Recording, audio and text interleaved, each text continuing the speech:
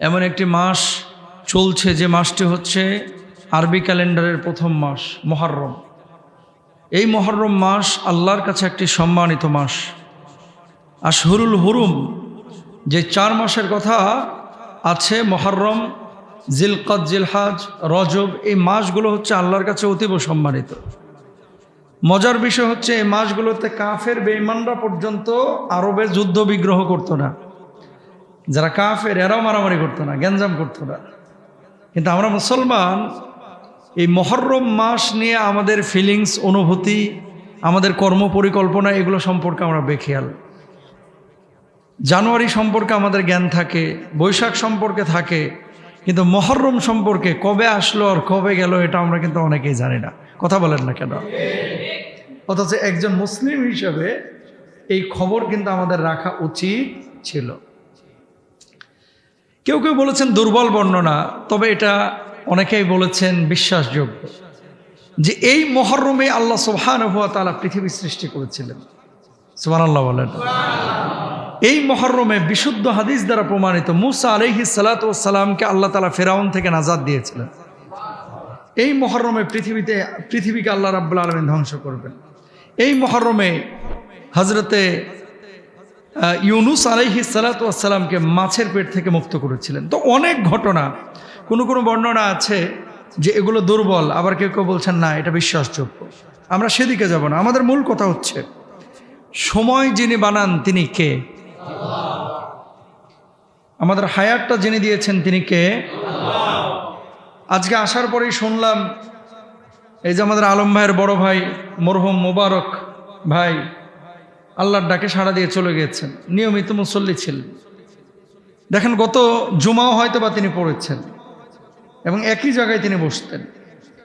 তিনি গত জুমাতেও জানতেন না যে আজকে তার মওত হয়ে যাবে, যে আজকের জুমাটাই আমার জীবনের শেষ জুমা। আমি জানি না আজকের পরে কালকের জুমাটা, কালকের নামাজটা আমি পাবো কিনা, আপনিও কিন্তু জানেন না। এই জন্য আসার সিরিয়াল আছে, যাওয়ার কোনো সিরিয়াল নাই। আমার মোবারক ভাইকে আল্লাহ তাআলা মাফ করে জান্নাতে উঁচু মাকাম দান করুন, তার জীবনের গুনাহ খাতাগুলো মাফ করে দেন। যেহেতু নামাজি মানুষ ছিলেন, আল্লাহ সুবহানাহু ওয়া তাআলা নিয়ে গিয়েছেন, নিঃসন্দেহে আমরা আশা করি আল্লাহ তাআলা তাকে জান্নাত দিবেন। সবাই বলেন আমিন। এখন এই যে মুহররম মাস আল্লাহ তাআলা দিলেন, নিশ্চয় আল্লাহর নিকট মাসের সংখ্যা হচ্ছে 12টি, এর মধ্যে 4টি মাস সম্মানিত, যেটা একটু আগে বলেছি। এখন এই মুহররম মাসে কেউ কাজ করে আমরা মন গড়া, কেউ কাজ করে আল্লাহ যেভাবে বলেছেন সেভাবে। এমন কিছু কাজ আছে যেগুলো শরিয়া দ্বারা প্রমাণিত, হাদিস দ্বারা প্রমাণিত। এমন কিছু কাজ আছে যেগুলো হাদিস দ্বারা প্রমাণিত না, আবেগ থেকে আমরা বানিয়ে ফেলেছি। তাহলে দুইটা ক্ষেত্র, কিন্তু একটা হচ্ছে শরিয়া দ্বারা প্রমাণিত, আর একটা হচ্ছে আবেগ দিয়ে প্রমাণিত। আপনি আবেগের বশবর্তী হবেন না শরিয়ার?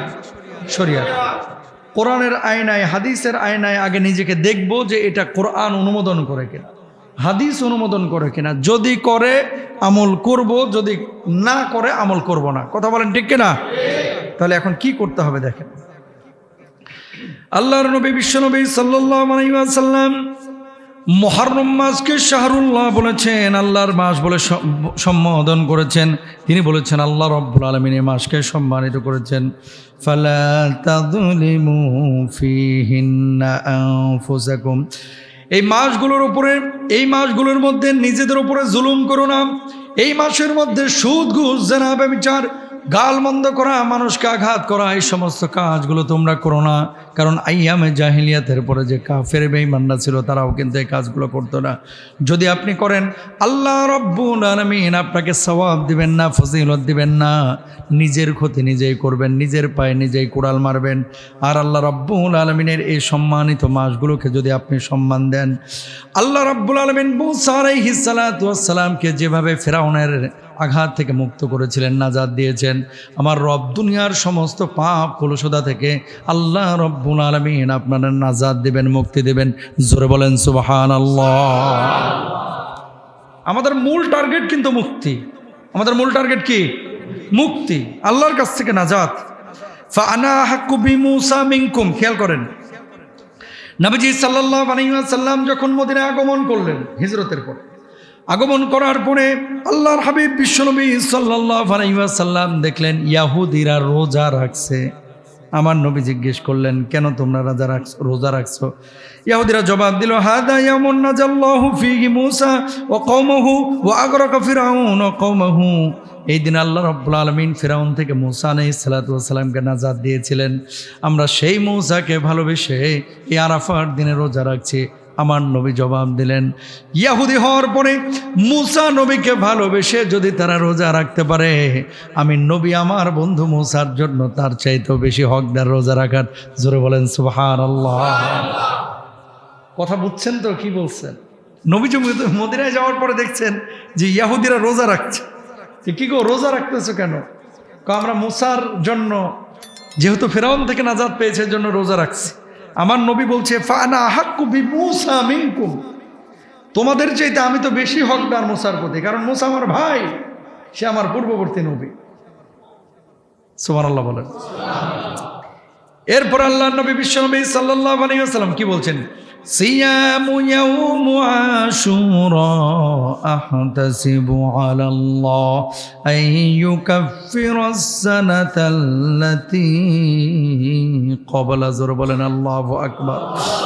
আল্লাহর নবী বললেন, আশুরার রোজা সম্পর্কে আমি আল্লাহর কাছে আশা রাখি, যে ব্যক্তি আশুরার রোজা রাখবে আল্লাহ রাব্বুল আলামিন তার পূর্বের 1 বছরের জীবনের গুনাহ খাতাগুলি মাফ করে দেবে।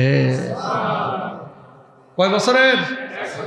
গত 1 বছরে যা গুনাহ করেছেন ধুয়ে মুছে আল্লাহ তাআলা সাফ করে দেবে। সুবহানাল্লাহ।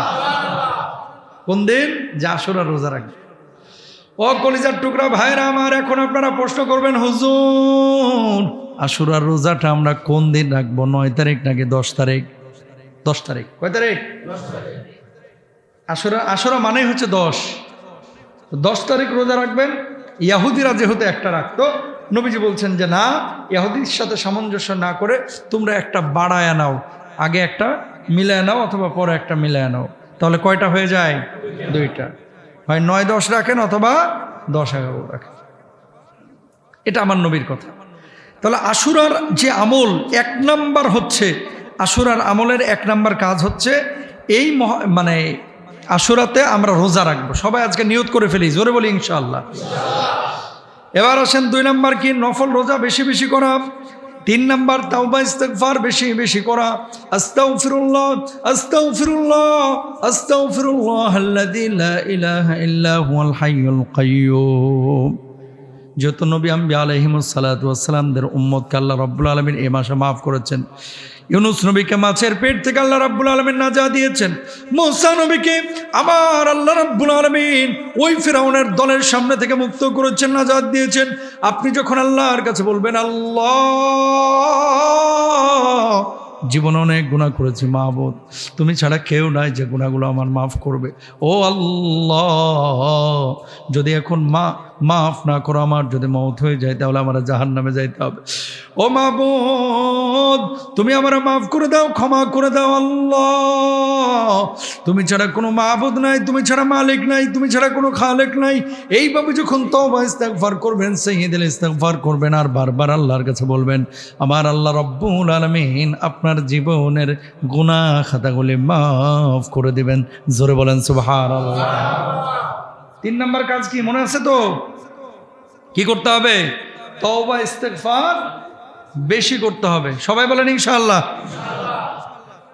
4 নাম্বার কি? কোরআন তেলাওয়াত বৃদ্ধি করেন। এই মুহররম মাসে কি করা?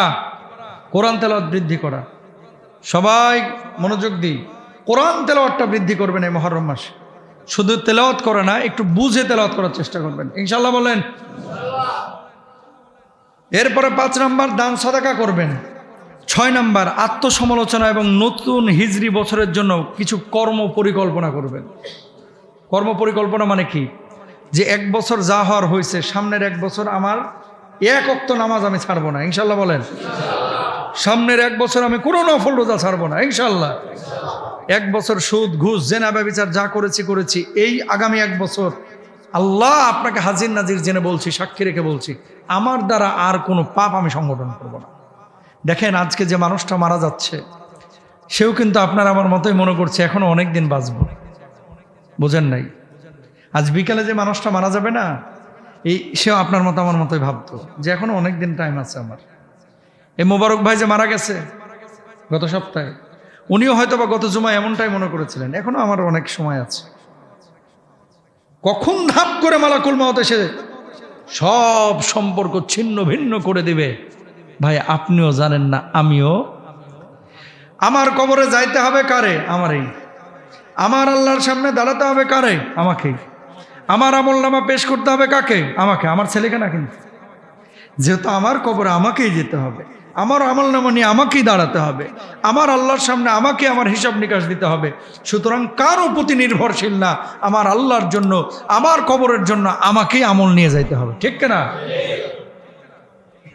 সংসদে কি কথা হইল, কোন পলিটিক্যাল লিডার কি কথা বলল, কোন ভাই কি বলল, কোন বোন কি বলল, বউ কি বলল, বাচ্চা কি বলল, এগুলো সব ক্ষণস্থায়ী, ধোঁকা। স্থায়ীটা কি? স্থায়ী হচ্ছে একমাত্র আমার আমল। ছেলের জন্য ২৬ বছর হাড় ভাঙা পরিশ্রম করতেছেন, একটা বিশাল বাড়ি করলেন, কত পরিশ্রম আপনার, কেন? যে বাচ্চা কাচ্চা যেন ভালোভাবে থাকে। ও ভাই কলিজার টুকরারা, ঠিকই কিন্তু আপনি কবরে চলে যাবেন এই বিশাল বাড়ি রেখে, কিন্তু আপনার ছেলেটা, আপনার মেয়েটা হয়তো বা বছরের পরে বছর চলে যাবে, একটা অকুশনে নির্দিষ্ট সময় হয়তো বা আপনারা মনে করবে, ৫ ওয়াক্ত নামাজের পরে আপনার কথা মনেও করবে না। কথা বলেন না কেন? আপনি আপনার বাবার কথা কয়বার মনে করতেছেন? আমি আমার বাবার কথা কয়বার মনে করতেছি? এই জন্য আমার কাজ আমাকেই করতে হবে। এ তো গেল মহরম মাসে করণীয় কি কি করবেন আপনি। এবার আসেন বর্জনীয় কি, যে কাজগুলো আপনি করবেন না। বিশুদ্ধ হাদিস, একটু আগে যেটা বললাম আমি আপনাদেরকে, সহিহ মুসলিমের হাদিস, যে রোজা রাখলে 1 বছরের গুনাহ মাফ। এখন এই দিনে যদি রোজা না রেখে কেউ শরবত খায়, হাদিস অনুযায়ী কাজ হইল না হাদিসের বিপরীতে? বিপরীতে। শাহাদাতে কারবালা, আহলে বাইতদের প্রতি ভালোবাসা। হযরত হুসাইন রাদিয়াল্লাহু তাআলা আনহু, তিনি আমাদের কলিজার টুকরা, আমাদের মাথার মুকুট। আমার নবীকে যেমন ভালোবাসি, হুসাইন হাসানকে রাদিয়াল্লাহু তাআলা আনহুমাকে আমরা তেমনই ভালোবাসি। কিন্তু এর অর্থ এই না ভালোবাসার বহির্প্রকাশ আমরা পিঠ দিয়ে রক্ত ছুটিয়ে দেখাবো। এর অর্থ এই না যে হাই হাসান হাই হোসান করে আমরা প্রলাপ করব, আমরা কান্নাকাটি করব। যেই দিন রোজা রাখার কথা বলা হলো সেটা কারবালার বহু আগের ঘটনা। আল্লাহর নবী নিজে বলে গিয়েছেন যে রোজা রাখো। এখন এই দিন আপনি যদি রোজা না রেখে শরবত খান, রোজা না রেখে শরীর থেকে রক্ত ছোটান, রক্ত বের করেন, হাই হাসান হাই হোসেন করে আপনি মাতম করেন, আপনি যদি রাত্রিবেলায় আপনার পটকাবাজি করেন, আপনি যদি এই যে তাজিয়া মিছিল করেন, যে সমস্ত কাজগুলো আমাদের অনেক ভাইরা বুঝে হোক না বুঝে হোক করছে, এই কাজগুলো আসলে শরীয়তের আয়নায় বা হাদিসের আয়নায় দেখা যায় না। এখন ওই ভাই কি বলবে? তাকে যদি বলবেন যে আমি করলে আপনার সমস্যাটা কি, তার জবাব কি জানেন? যে আমি করলে আপনার সমস্যাটা কি? তা আমি বলি যে আমার নবী তো বলে নাই, আপনি করবেন কেন? আচ্ছা আমি করে আমি জাহান্নামে যাবো, আপনার সমস্যা কি? আর কোনো জবাব আছে? পৃথিবীতে কোনো মুফাসসির কাবা শরীফের ইমামকে আনলেও হেরে বুঝাইতে পারতেন না। কথা বলে না কেন? কাবার ইমামকে নিয়ে এসেও যদি আরে বুঝান, ও বলবে যে আমি ঠিক আছে, এটা নাজায়েজ। এখন কোনো মানুষ যদি এই কথা বলে যে আমি এটা করে জাহান্নামে যাব, আপনার সমস্যা কি, এরে বুঝানোর আর কোনো ইমাম, খতিব, স্কলার কারো কি নাই, সাধ্য নাই। আর এ হচ্ছে পৃথিবীর সবচেয়ে বড় গোমরা মানুষ। কথা বলেন ঠিক কিনা? শুনেন, আপনি ভুলে জেনা করে ফেলেছেন, মদ খেয়ে ফেলছেন, হারাম করে ফেলেছেন, কিন্তু মনে মনে আপনার ভাব হচ্ছে ইস পাপটা করা আমার উচিত হইল না, ইস ভুলটা আমি করে ফেললাম। পাপ করার পরে যার হৃদয়ে এরকম আঘাত আসে ও কপালওয়ালা, কারণ ওর জন্য তওবার দরজা খোলা আছে। কথা বলেন সুবহানাল্লাহ। ওর জন্য কিসের দরজা খোলা আছে? তওবার দরজা। কারণ টুডে টুমরো, আজ হোক কাল হোক, সে কিন্তু ব্যাক করবে। কিছু মানুষ আছে যারা পাপকে পাপই মনে করে না। ধরেন জেনা করছেন, আবার প্ল্যান করতেছে, যাক আজকে করছে, আগামী বৃহস্পতিবার আবার করবো। নাউজুবিল্লাহ বলেন না? মদ খাইতেছে, আবার 2 দিন পরে খাবো না। নাউজুবিল্লাহ বলেন। ভাই এই 2 দিনের মধ্যে তোমার মওত হয়ে গেলে তুমি কাফের বেঈমানের মতো মরলা। ঠিক না? এই জন্য এমন কোনো কাজ করা যাবে না। এই দিনে আমরা তাজিয়া মিছিল করব না, এ আশুরার দিনে আমরা শরবত খাবো না, আমরা রোজা রাখবো। এ আশুরার দিনে আহলে বাইতদের জন্য আমরা দোয়া করব। এ আশুরার দিনে আমরা মিছিল মিটিং করব না। এ আশুরার দিনে আমরা মানুষকে কষ্ট দিব না, কোনো অপচয় করব না। নিজেদেরকেও কষ্ট দিব না। এই যে রক্ত বের করা, আল্লাহ বলছে ওয়ালা তুলকু বিআইদিকুম ইলা তাহলুকা। আল্লাহ নিজে বলছেন কোরআনে যে তোমরা নিজেদেরকে ধ্বংসের দিকে ঠেলে দিও না। পিঠে যদি আপনি এভাবে শেকল দিয়ে হাই হাসান হাই হোসেন করে এভাবে চাপড়ান, পিঠ দিয়ে রক্ত বাইর হয় না, একটা দুর্ঘটনাও তো ঘটতে পারে, ঘটে অনেক সময়। এই যে আগুনের উপর দিয়ে ঝাঁপ মারতেছেন, কোথায় পাইছেন এগুলা? প্রিয় ভাইরা আমার, আর একটা কথা শুনেন মনোযোগ দিয়ে। হযরতে হুসাইন রাদিয়াল্লাহু তাআলা আনহু, আল্লাহ রাব্বুল আলামিন জান্নাতের যুবকদের সর্দার তাকে তিনি বানিয়েছেন, বানাবেন কিয়ামতের ময়দানে। তিনি যেমন শহীদ হয়েছেন, আবু বকর, ওসমান, আলী রাদিয়াল্লাহু তাআলা আনহুমদের মতো সাহাবীরা তারাও কিন্তু শহীদ হয়েছেন হুসাইনের শাহাদাতের জন্য। যদি আপনি পীর চাপড়ান তাহলে আবু বকর, আলী, ওসমান, ওমরের জন্য আল্লাহ রাব্বুল আলামিনের সামনে আরো বেশি আপনার পীর চাপড়ানো দরকার ছিল। কথা বলেন ঠিক কিনা? চারজন প্রধান সাহাবী, চারজনই তো শহীদ হয়েছেন। চারজন শহীদ হয়েছেন না? তো ওনারাও তো দুনিয়া থেকে বিদায় নিয়েছেন। এখন ওনাদের জন্য কি আলাদা আলাদা আপনি মিছিল মিটিং করবেন? যদি সব সাহাবীর আপনি হিসাব করেন তাহলে বছরে 12 মাসে 300 দিনের বেশি মিছিল করা লাগবে। কথা কন না কেন? বুঝছেন বিষয়টা? আমি যে কথাটা বলতে যাচ্ছি, হযরত হুসাইন, হাসান রাদিয়াল্লাহু তাআলা আনহুমা, তারা আমাদের কলিজার টুকরা, কোনো সন্দেহ নাই। কিন্তু এর অর্থ এই না যে আমরা হযরত হাসান হুসাইন রাদিয়াল্লাহু তাআলা আনহুমাকে আপনার এমনভাবে হযরত হাসান এবং হুসাইন রাদিয়াল্লাহু তাআলা আনহুমাকে নিজেদের সামনে নিয়ে আসবো যে হযরত হাসান এবং হুসাইন যেগুলো বলেন নাই, নিজেরা যা করেন নাই সেগুলো আমরা করবো। আল্লাহ তাআলা আমাদেরকে বুঝদান করুক, আমিন বলেন। দীর্ঘ আলোচনা, সময় বেশি লাগবে, এই জন্য তাহলে করণীয় কি পাইলেন আর বর্জনীয় কি পাইলেন পেয়ে গেছেন, যে এগুলো করবেন আর এগুলো করবেন না। পয়েন্ট আকারে কয়েকটা বলে দিয়েছি, আল্লাহ কবুল করুক। দিন শেষে আমাদের প্রত্যেককে কিন্তু মরতে হবে, প্রত্যেকটা মানুষ আমরা মারা যাব।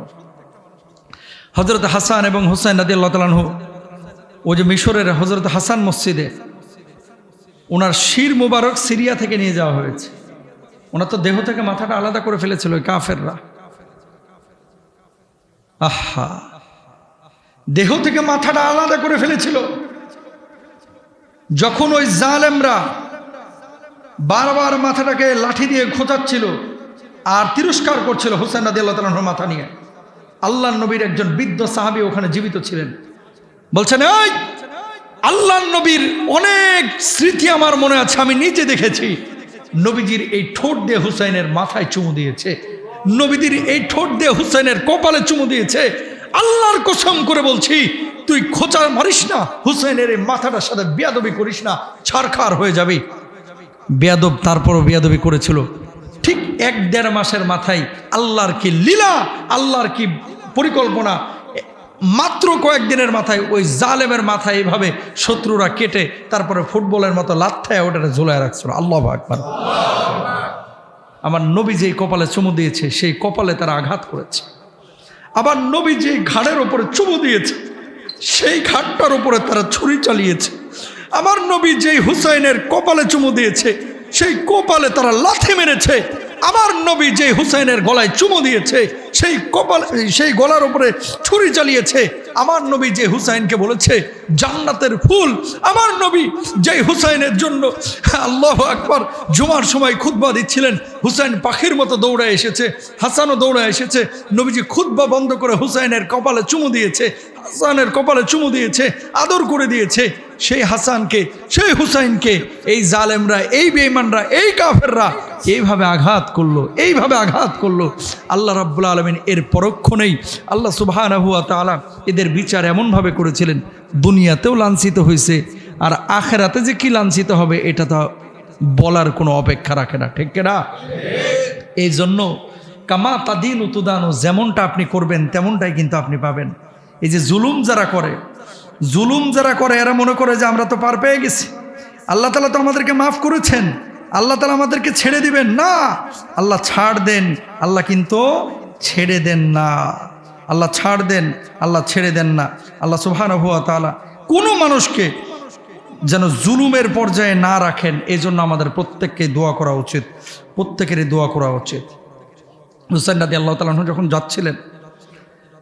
যখন যাচ্ছিলেন অনেক প্রবীণ সাহাবীরা তাকে নিষেধ করেছিলেন যে আপনি কুফায় যায়েন না, এটা দীর্ঘ ইতিহাস যে আপনি যায়েন না।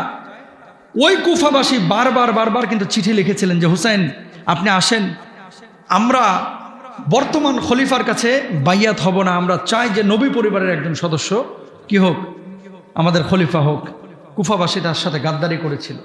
চিঠি লিখে তাকে নিয়ে যাওয়ার পরে এই কুফাবাসী গাদ্দারি বেঈমানি করে তাকে আপনার এই হত্যার মুখোমুখি করেছিলেন। যাওয়ার পরে কিন্তু আর কেউ কোনো খোঁজ খবর রাখেন নাই। এই জন্য গাদ্দারি বেঈমানি কুফাবাসী সেই সময় করেছে, এখন পর্যন্ত কুফাবাসী আর কিন্তু সুখ পায় নাই। ওই জাতিটা যারা এই বেঈমানি করেছিল, হুসাইন রাদিয়াল্লাহু আনহুকে নিয়ে জালেমদের সামনে ফেলে তারপরে সটকে গিয়েছিল, আল্লাহ রাব্বুল আলামিন এখন এদেরকে সুখ দেন নাই, লাঞ্ছিত হচ্ছে, বঞ্চিত হচ্ছে। আহলে বাইত পরিবারের সদস্যদের সাথে বেয়াদবি করার খেসারত এখনো তারা দিচ্ছে।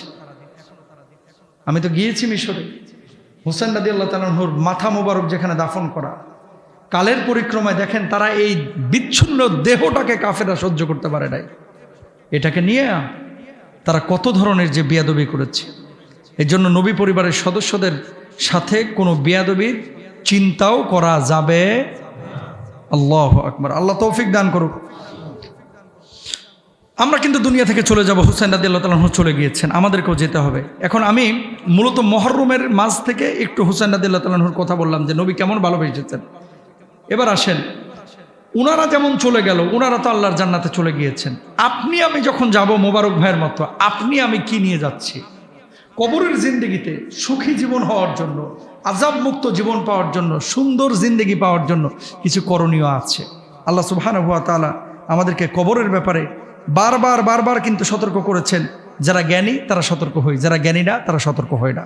কাফের বেঈমান যারা, তারা মারা গেলে তাদের রূহ চলে যাবে জাহান্নামের পরিবেশে, যারা ঈমানদার তাদের রূহটা যাবে হচ্ছে জান্নাতি পরিবেশে। আল্লাহ সুবহানাহু ওয়া তাআলা কুরআনুল কারীমের মধ্যে কি বলেছেন? কুল্লু নাফসিন যায়িকাতুল মাউত। আল্লাহু আকবার। সব প্রাণীকে মৃত্যুর স্বাদ আস্বাদন করতে হবে। হুসাইন রাদিয়াল্লাহু তাআলা আনহুকে আল্লাহ রাব্বুল আলামিন শাহাদাতের মওত দান করেছিলেন। আপনারা আমারে হয়তোবা শাহাদাতের মওত দিবেন না, কিন্তু যদি আপনি আমি ভালো কাজ করে দুনিয়া থেকে বিদায় নিয়ে যাইতে পারি, কবরের জিন্দেগিটা সুখের জিন্দেগি হবে। আর কবর হচ্ছে প্রথম ঘাঁটি। ইন্নাল কবরা আউয়ালু মানাজিলিল আখিরা ফা ইন্না জা মিনহু ফামা বাদাহু আইসরাহু মিনহু ওয়া ইল্লাম ইয়ানজু মিনহু ফামা বাদাহু আশাদ্দু মিনহু। কবর হলো আখিরাতের প্রথম ঘাঁটি। যদি কেউ এই সফলতা পায়, কবরের মধ্যে পার পেয়ে যায়, তার পরবর্তী ধাপগুলো তার জন্য সহজ হবে। আর যদি এখানে কেউ সফল না হয়, পরবর্তী ধাপগুলো তার জন্য কঠিন হয়ে যাবে। অর্থাৎ যার কবর ভালো তার আখিরাত ভালো, যার কবর ভালো তার হাসর ভালো, যার কবর ভালো তার আমলের পাল্লা হবে ভারী, যার কবর ভালো পুলসিরাত একেবারে বিদ্যুতের মতো পার হয়ে যাবে। আর কবরে যে ধরা খাবে প্রথম ঘাটিতে, তার গোটা আখিরাতের জিন্দেগিটাই ধরাশয়ী হবে। কথা বলেন ঠিক কিনা? কিন্তু কবর নিয়ে আমরা বড়ই বেখিয়াল। ওসমান রাদিয়াল্লাহু তাআলা আনহু যখনই কোনো কবরের পাশে দাঁড়াইতেন, হাউমাউ করে কেঁদে দিতেন, চিৎকার করতে কান্না করতেন। ওমর রাদিয়াল্লাহু তাআলা আনহু সহ অন্যান্য সাহাবীরা বলতেন, ও ওসমান, দুনিয়াতে থাকতে আল্লাহ রাব্বুল আলামিন তোমার জান্নাতের সার্টিফিকেট দিয়েছে, তারপরেও কেন তুমি এত কান্না করো? ওসমান রাদিয়াল্লাহু তাআলা আনহু তখন এই হাদিসটা বারবার শোনাইতেন। কবর হচ্ছে প্রথম ঘাঁটি। এই কবরে যদি আমি মুক্তি পেয়ে যাই, এই কবরে যদি আল্লাহ রাব্বুল আলামিন আমারে মাফ করে দেন, কবরটাকে যদি আমার জন্য প্রশস্ত করে দেন, তাহলে আমার পরবর্তী সময়গুলো সুখের হবে। আর কবরে যদি ধরা খেয়ে যায় আমি ওসমান, তাহলে মাফ পাবো না। আল্লাহ আমাকে একেবারে, আল্লাহ রাব্বুল আলামিন আমার মাফ করবেন না, আল্লাহ আমাকে ধরাশয় করবেন। এই জন্য কবর দেখে আমি ওসমান বড্ড ভয় পাই। জোরে বলেন আল্লাহু আকবার। কবরের প্রথম রাত দুনিয়ার জিন্দেগিতে যত রাত কাটিয়েছেন, তার চাইতে বড় ভয়াবহ রাত হচ্ছে কবরের প্রথম রাত। তার চাইতে বড় ভয়াবহ রাত কবরের প্রথম রাত। দুনিয়ার জিন্দেগিতে 60 বছর, কোনো রাত হয়েছে আপনার বাসর রাত, কোনো রাত হয়েছে আপনার অসুস্থতার রাত, কোনো রাত হয়েছে আপনার আনন্দের রাত, কোনো রাত হয়েছে আপনার খেলা দেখার রাত, কিন্তু কবরের জিন্দেগির যে রাতটা, এই রাতটা প্রথম রাতটা হচ্ছে বড় ভয়াবহ রাত। এই রাত যদি ভালোভাবে কাটায় নিতে পারেন, এই রাতটা যদি আপনি সুন্দরভাবে আল্লাহ রাব্বুল আলামিন আপনাকে জান্নাতি পরিবেশে কাটানোর তৌফিক দান করেন, গোটা আখিরাতের জিন্দেগিটা আপনার জন্য সুন্দর হয়ে যাবে। জোরে বলেন সুবহানাল্লাহ। এখন কবরের প্রথম রাতটা আপনার জন্য সুখের হবে কখন? যখন দুনিয়ার রাতগুলোকে আপনি আল্লাহর জন্য কাটাবেন। ও মুসলমান, দুনিয়ার রাতগুলো আপনি খেলা দেখায় কাটায় দিচ্ছেন। ব্রাজিলের খেলার জন্য আপনি ঠিকই 3:30টায় উঠে যাইতেছেন, আর্জেন্টিনার খেলা দেখার জন্য আপনি রাত 12টায় উঠে ঠিকই বসে থাকতেছেন, পর্তুগালের খেলার জন্য, স্পেনের খেলা দেখার জন্য আপনি সারা রাত জেগে রয়েছেন। কিন্তু 364 দিন মুয়াজ্জিন সাহেব আযান দিল ফজরের জন্য, নামাজের জন্য, আসসালাতু খায়রুম মিনান নাওম, হাইয়া আলাস সালাহ, হাইয়া আলাল ফালাহ। 364 দিনের মুয়াজ্জিনের আযান আপনার কানের মধ্যে ঢুকলো না, কিন্তু ফিক্সচার দেখে ব্রাজিলের খেলা দেখার জন্য আপনি বসে থাকলেন, আর্জেন্টিনার খেলা দেখার জন্য বসে থাকলেন। আল্লাহ রাব্বুল আলামিন কবরের প্রথম রাত কিভাবে আপনার ভালো করবেন? কথা বলেন ঠিক কিনা? এখন শত শত রাত আপনি খেলা দেখা কাটায় দিচ্ছেন। দেখেন, নামাজ কালাম তো ঠিক রাখতে হবে, নামাজের খবর নাই, জুয়াও খেলতেছে অনেক। কথা বলেন না, আছে না নাই? খেলা চলে আমেরিকায়, জুয়া খেলে জাম গড়ায়, খেলা চলে কানাডায়, জুয়া খেলে জাম গড়ায়। অনেক মানুষ বাংলাদেশে এই বিশ্বকাপকে কেন্দ্র করে জুয়া খেলতেছে। এই যেগুলো জুয়া খেলে এগুলো কবিরা গুনাহ করে, নবীজি বলছে এগুলো জান্নাতের গন্ধও পাবে না। জোরে বলেন নাউজুবিল্লাহ। এই জুয়ারি যেগুলো আছে এগুলো ধরে বাইন্দা পুলিশের হাতে দেবেন, অথবা বাপকে বলে দেবেন যে ছেলেকে শাসন করো, জুয়া খেলতে দেবেন না। তাহলে কবরের প্রথম রাত হচ্ছে বড় ভয়াবহ রাত। এই রাতটা যদি পার পান তাহলে দেখেন ওসমান রাদিয়াল্লাহু তাআলা কি বলতেন, মা রাআইতু মানজারান কাত্তুন ইল্লা ওয়াল কবরু আফদাউ মিনহু। আমি এমন কোনো দৃশ্য দেখিনি যা কবরের দৃশ্যের চাইতে অধিক ভয়াবহ। মানে ওসমান বলতেছেন, পৃথিবীর বুকে সাপ দেখে আমরা ভয় পাই, আগুন দেখে আমরা ভয় পাই, আমরা পানি দেখে ভয় পাই, ঝড় দেখে ভয় পাই, সাইক্লোন দেখে ভয় পাই, এর চাইতেও বড় ভয়াবহ হচ্ছে কবরের প্রথম রাত। আল্লাহু আকবার। আহা, এই রাতটা কেমন রাত হবে একটু কল্পনা করেন। এই যে মোবারক সাহেবকে রাখা হলো, আরেকজনকে রাখা হলো, আব্দুল করিমকে রাখা হলো, আব্দুল মজিদকে কবরে রাখা হলো, আপনাকে আমাকে রাখা হবে। প্রতিদিন আপনি রাত্রিবেলায় 9টায় ভাত খান, প্রতিদিন আপনি এসার সময় নামাজ পড়েন, প্রতি রাত আপনি রাত্রিবেলায় মোবাইল টিপেন ঘন্টার পরে ঘন্টা। যেদিন আপনাকে কবরে রাখা হবে আপনার রূহটা কিন্তু ওই সময়গুলো বুঝতে পারবে, মনটাই চাইবে যে যাই দৌড় দিয়ে নামাজটা পড়ি। কিন্তু দেখবেন রূহ সিগন্যাল দিচ্ছে, হাত আর নড়তেছে না, রূহ সিগন্যাল দিচ্ছে বুকটা আর সরছে না, রূহ সিগন্যাল দিচ্ছে চোখটা আর খুলছে না, রূহ সিগন্যাল দিচ্ছে পেটের মধ্যে আর কোনো খাবার আসছে না, রূহ সিগন্যাল দিচ্ছে কিন্তু পাটা নাড়াতে পারছে না। একটু চোখটা বন্ধ করেন, সবাই চোখটা বন্ধ করেন, একটু কল্পনা করেন যে আপনার মনে চাচ্ছে আপনি দাঁড়াবেন, দাঁড়াতে পারছেন না, আপনার মনে চাচ্ছে নামাজ পড়বেন, আপনি পারছেন না, মনে যাচ্ছে প্রচন্ড গরম, আহা আর সহ্য হচ্ছে না, দেখতে পাচ্ছেন আপনার চামড়াগুলো পচে পচে পোকা ধরে যাচ্ছে, আপনার গোশত খুলে যাচ্ছে, আপনার মাথাটা ফেটে যাচ্ছে, মগজগুলো বের হয়ে যাচ্ছে, আর পোকাগুলো এসে আপনার দেহটাকে ভক্ষণ করতেছে। সে সময় আপনার অবস্থাটা কি হবে? সে সময় আমি রহমানের কি হবে? সে সময় আমি স্বপনের কি হবে? আমি আলমের কি হবে? আমি মসজিদের কি হবে? আমি জামানের কি হবে? আমি কালামের কি হবে? কি হবে? এই পরিস্থিতিতে আপনাকে পড়তে হবে ভাই, এই পরিস্থিতিতে আমাকে পড়তে হবে, প্রত্যেকটা মানুষকে কিন্তু পড়তে হবে। প্রিপারেশনটা কতটুকু আছে একটু রিয়ালাইজ করেন, জীবনটাকে ফিল করেন, অনুভব করেন। মানুষ মারা যাওয়ার পরে ঠিক প্রথম রাতেই সবাই চোখ খোলেন, দেখেন প্রথম রাতে এই জিনিসগুলো ফিল করবে যে এখন তো আমার নামাজের টাইম হয়েছে, কিন্তু আর পারবে না, এখন তো আমার মোবাইলটা কই, হাত আর নড়বে না, মানুষ কিন্তু এগুলো ফিল করবে।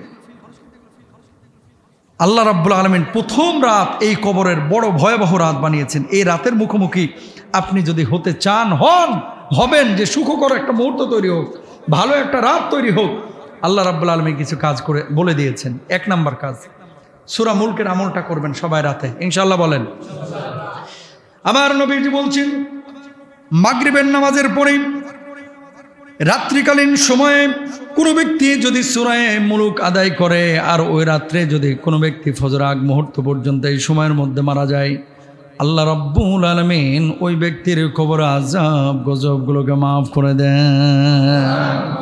সুবহানাল্লাহ। 2 নম্বর, আপনি যখন নামাজ পড়বেন এই নামাজ আপনার জন্য সাথী হবে, বাতি হবে। 3 নম্বর, মান আদা মসজিদান আদা আল্লাহু লাহু নূরান ফিল কবর। কেউ যদি মসজিদ নির্মাণ করে, মসজিদে বাতি জ্বালায়, মসজিদটাকে আবাদ করে, মসজিদে নামাজ পড়ে, ওয়া রাজুলুন কলবুহু মুআল্লাকুম ফিল মাসাজিদ, মসজিদের সাথে হৃদয়টাকে সম্পৃক্ত করে রাখে, আল্লাহ রাব্বুল আলামিন আরশের নিচে যেমন ছায়া দিবেন, আমার আল্লাহ রাব্বুল আলামিন তার কবরের জিন্দেগিটাকে সুখের জিন্দেগি বানায় দিবেন। জোরে বলেন সুবহানাল্লাহ। তাহলে নামাজ ঠিক রাখতে হবে, সূরা মুলুক পড়তে হবে, মানুষকে কষ্ট দেওয়া যাবে না। এরপরে মুনকার নাকির আসবে, আসার পরে কি বলবে? মার রব্বুকা ওমা দীনুকা ওমান নাবিয়ুকা মান হাযার রাজুল।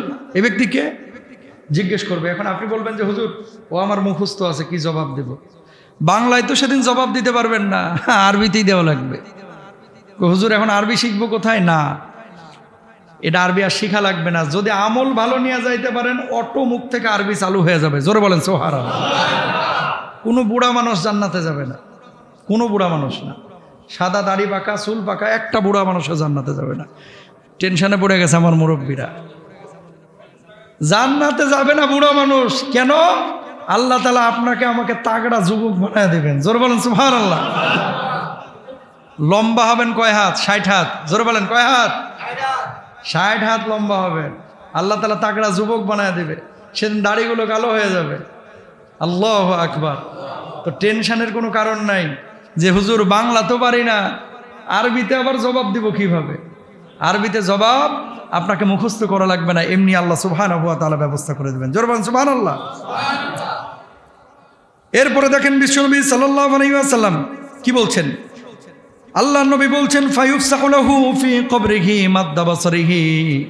মুমিন ব্যক্তিকে যখন আল্লাহ রাব্বুল আলামিন কবরের মধ্যে ঢুকাবেন, আল্লাহ রাব্বুল আলামিন তার দৃষ্টিসীমাকে এমনভাবে প্রশস্ত করে দিবেন, কবরটাকে আল্লাহ রাব্বুল আলামিন এমনভাবে প্রশস্ত করবেন, আল্লাহ রাব্বুল আলামিন যত দূর পর্যন্ত দৃষ্টি যাবে তত দূর পর্যন্ত তার কবরটাকে প্রশস্ত বড় বানায় দেবেন। জোরে বলেন সুবহানাল্লাহ। এটা মুমিনের পুরস্কার যে কবরটা এত বড় হবে, আপনার দৃষ্টিসীমা যদি 10 কিলোমিটার যায়, দৃষ্টিসীমা যদি 3 কিলোমিটার যায়, দৃষ্টিসীমা যদি 4 কিলোমিটার যায়, যত দূর পর্যন্ত আপনার দৃষ্টিশক্তি যাবে, সীমা যাবে, আল্লাহ রাব্বুল আলামিন আপনার কবরটাকে অত বড় বানায় দেবেন। জোরে বলেন সুবহানাল্লাহ।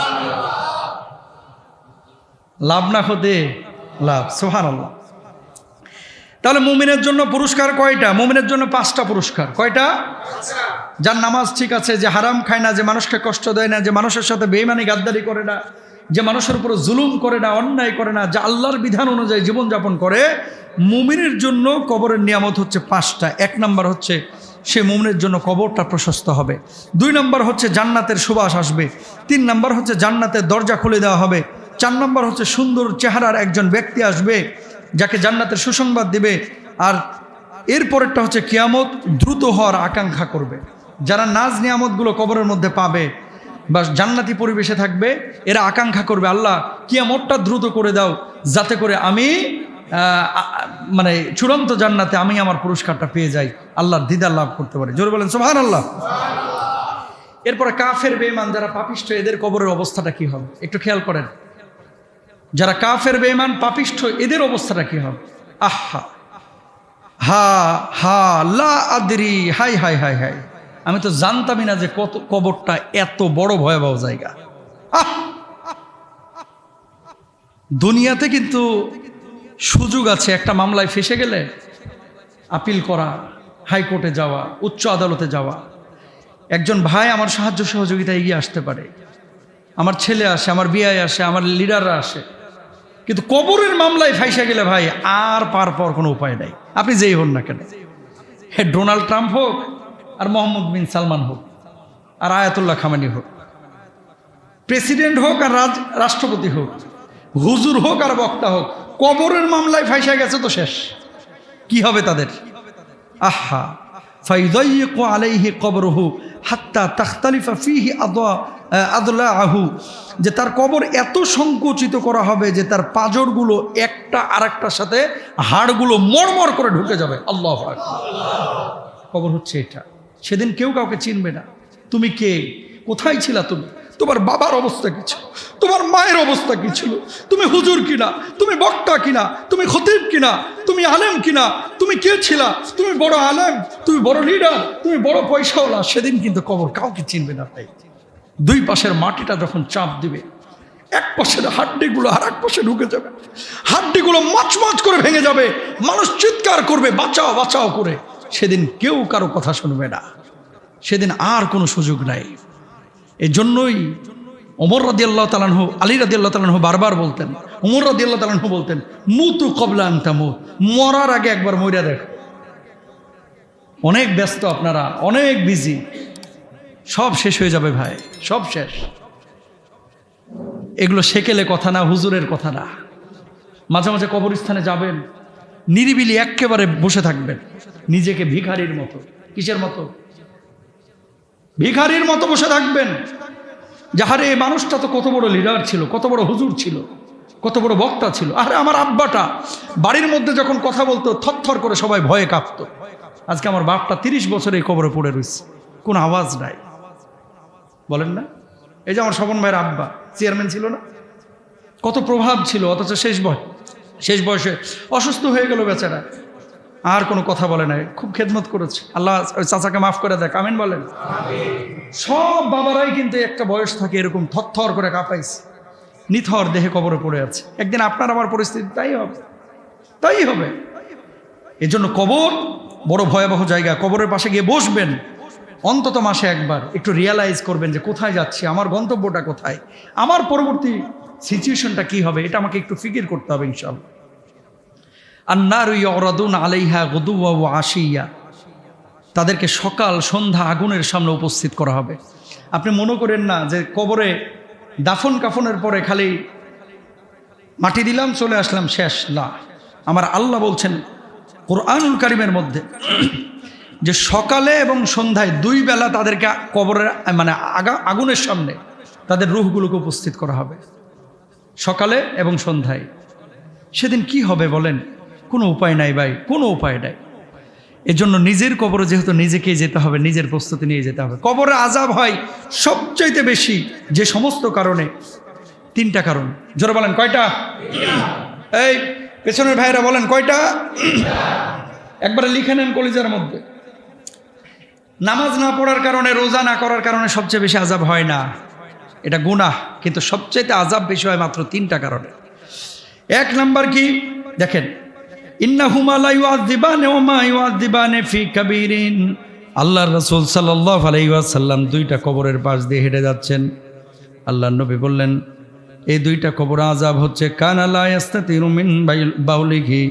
এক ব্যক্তির কবর আযাব হচ্ছে একটা কারণ, সেটা হচ্ছে সে পেশাব করার পরে পরিপূর্ণভাবে পবিত্র হতো না। জোরে বলেন নাউযুবিল্লাহ।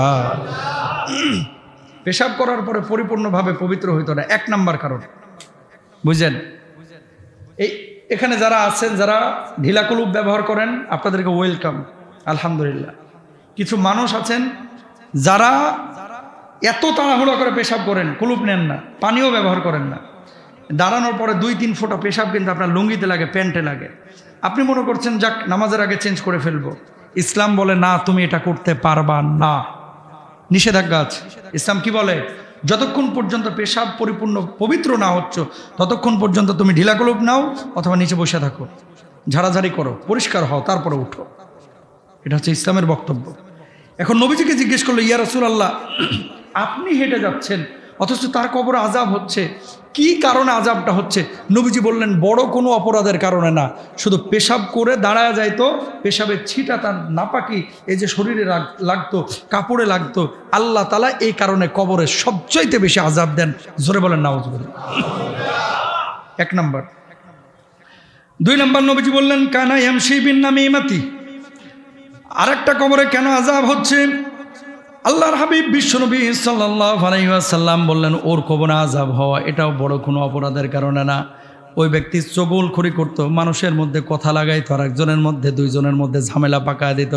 আল্লাহ রাব্বুল আলামিন এই জন্য এই চগলখড়ের বড় শাস্তি দিয়েছেন। জোরে বলেন নাউযু বিল্লাহ।